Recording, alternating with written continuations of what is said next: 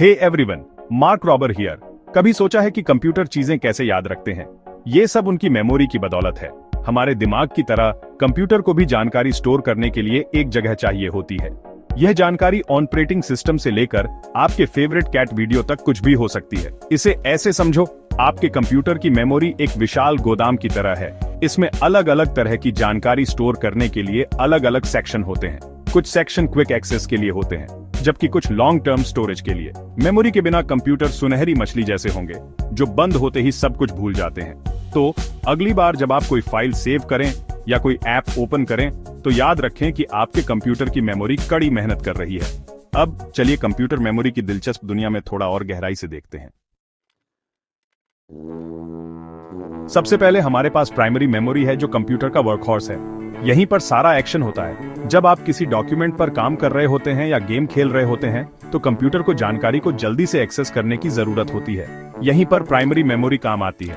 ये कंप्यूटर के डेस्क की तरह है, जहां वह उन सभी जरूरी फाइल्स को रखता है जिन पर वह अभी काम कर रहा है। प्राइमरी मेमोरी के दो मुख्य प्रकार हैं, रैम और आरओएम। रैम एक व्हाइट बोर्ड की तरह है। आप उस पर लिख सकते हैं, उसे मिटा सकते हैं और फिर से लिख सकते हैं।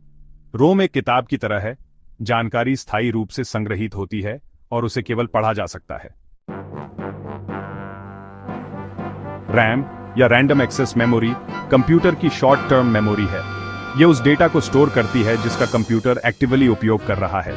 इसे अपने कंप्यूटर के स्क्रैच पैड की तरह समझें।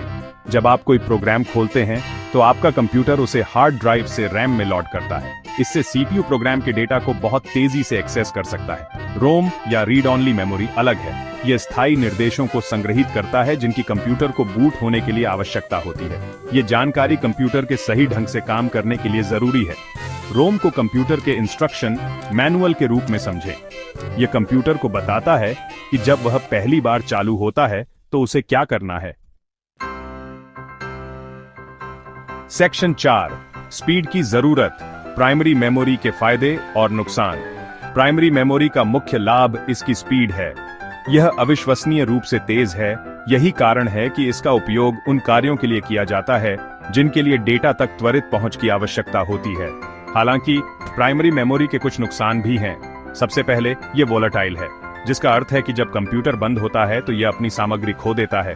इसलिए अगर आपका कंप्यूटर क्रैश हो जाता है, तो आपका कोई भी बिना सेव किया हुआ काम खो जाता है। दूसरा, सेकेंडरी मेमोरी की तुलना में प्राइमरी मेमोरी अपेक्षाकृत महंगी है। इन कमियों के बावजूद प्राइमरी मेमोरी किसी भी कंप्यूटर सिस्टम का एक जरूरी हिस्सा है। इसके बिना कंप्यूटर बहुत धीमे और कम कुशल होंगे। Section 5, long term storage, secondary memory बचाव के लिए।